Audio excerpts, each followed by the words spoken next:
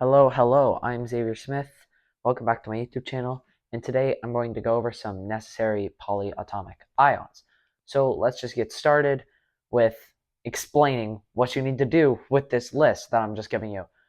So for chemistry, for like all of these like ionic compounds and things, you're just going to want to have this list of things memorized. Sorry to say it, but you're going to just have to memorize them. So I'm just going to go through them and then say like some derivations you can get from them. Okay, so NH4 plus is the only one of these that has a positive charge, and that is ammonium. ClO3 negative is chlorate. Cn negative is cyanide. OH negative is hydroxide.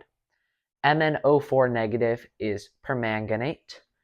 CH3COO or C2H3O2 is acetate. Acetate, you can remember, it's like the choo-choo.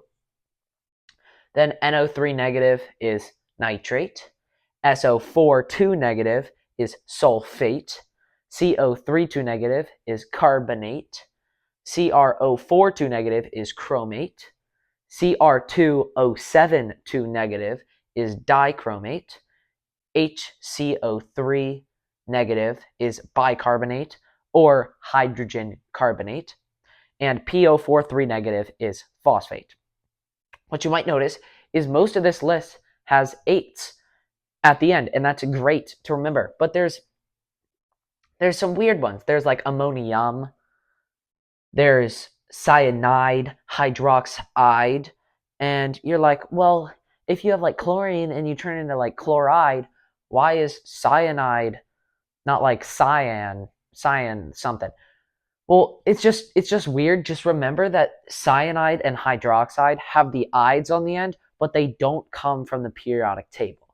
And the ammonium, since none of these other ones have eum at the end, you could think, okay, since this one's different, maybe it's positive, right? You're like, okay, ammonium, different, like it's got a different ending. You could just maybe associate that with, well, it's positive. So remember all the 8s, like ClO3 negative, that's easy. It's chlorate. Very similar is NO3 negative is nitrate. It's nitrogen. You just take off the end, add an 8. So like NO3 negative and ClO3 negative are super easy to remember. But then like SO4 negative and CO3 negative. So when you start getting the 2 negatives like CrO4 negative, like chromate, sulfate, and carbonate are just weird. You just gotta remember that charge. You're like sulfate, okay, maybe you can remember SO4, but you gotta get that 2 negative there. And that's just something that comes with practice, like flashcards or something.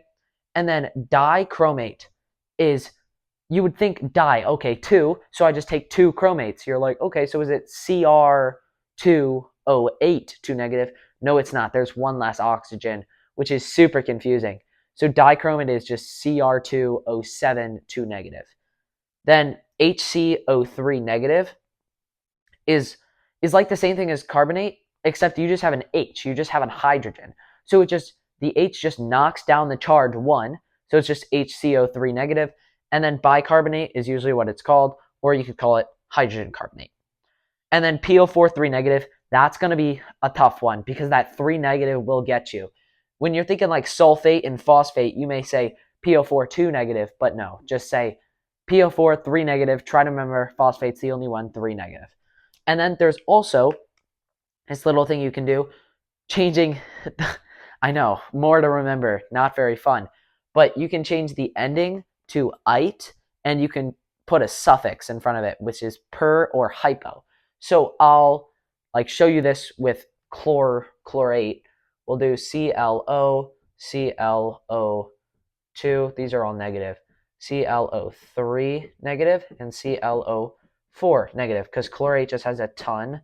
Like it can be all of these. So first we start with ClO3 negative. We know that is chlorate, right? And notice when we add or subtract an oxygen, the charge doesn't change. So if you get like SO3 negative, you're like, oh, well, I lost an oxygen. Why didn't the charge change? When you lose an oxygen or gain an oxygen, the charge just doesn't change for this.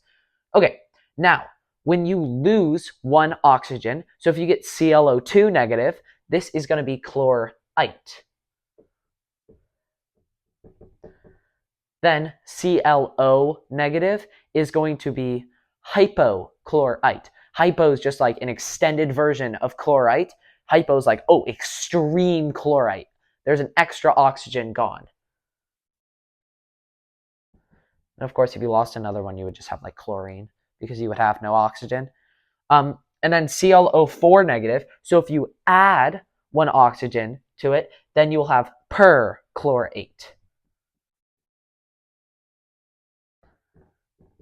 So if we do this, like if you saw NO2 negative nitrate, well, if you saw NO3 negative, you know it's nitrate. But if you saw NO2 negative, you'd say, okay, it's one less oxygen than nitrate.